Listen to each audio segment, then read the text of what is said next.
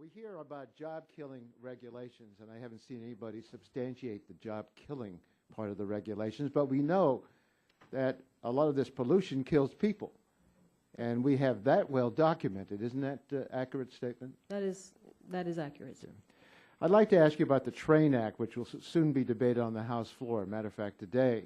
Would the gentleman yield on? No, I won't. I only have a limited time. I'd like to the see bill reported from the one documented just one. No, Mr. Regular Chairman, order, regular order. I want to ask you about the amendment that's going to be offered by Mr. Whitfield. The bill reported from the committee would indefinitely delay critical public health protections to reduce soot, smog, mercury, and other toxic air pollution from power plants. But the Whitfield floor amendment goes much further. It would nullify EPA's final cross-state air pollution rule and proposed mercury air toxics rule, and it requires EPA to start from scratch on both rules, which have already been years in the making. Administrator Jackson, how long have we been waiting for old, uncontrolled power plants to finally clean up, and how do these power plants compare with other sources of pollution?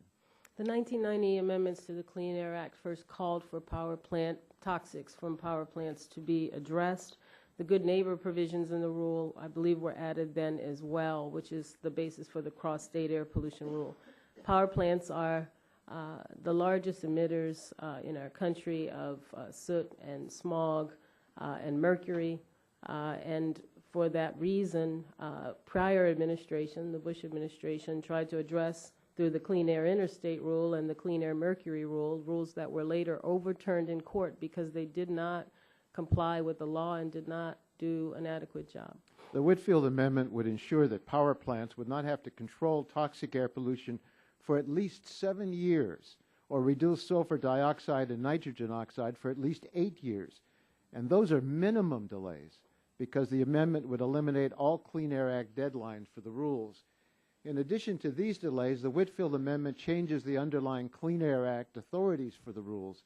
I'm concerned that these changes would block EPA from ever reissuing the rules. For air toxic, the Whitfield Amendment replaces the Clean Air Act's proven standard-setting criteria with an entirely new approach for power plants that appears to be completely unworkable.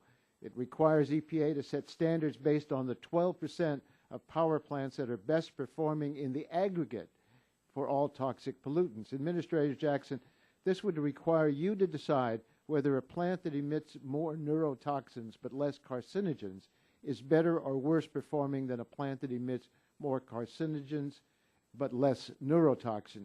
Is there any scientific basis for you to make such a decision, and how is such a decision likely to fare in the courts?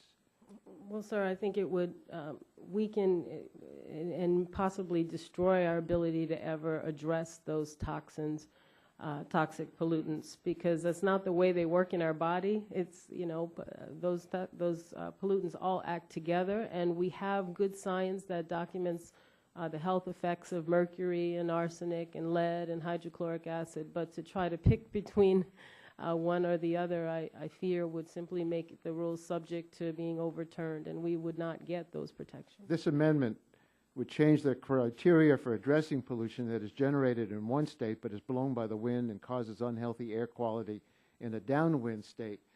States can't require polluters in upwind states to clean up, so the Clean Air Act includes a good neighbor provision directing EPA to ensure that upwind states clean up pollution that causes unhealthy air beyond their state boundaries.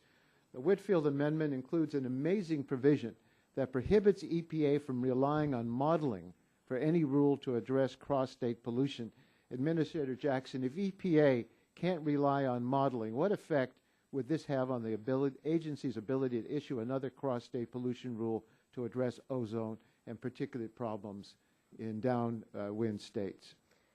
Sir, if we're required to only use monitoring data, which of course we use, but without the modeling to go along with it, I don't believe we'll be able to issue a regional cross-state rule in the future ever, because we simply have to be able to use scientific modeling to address upwind sources of pollution. And how are these rules that the Whitfield Amendment would strike, how are these rules, why are they so important to public health?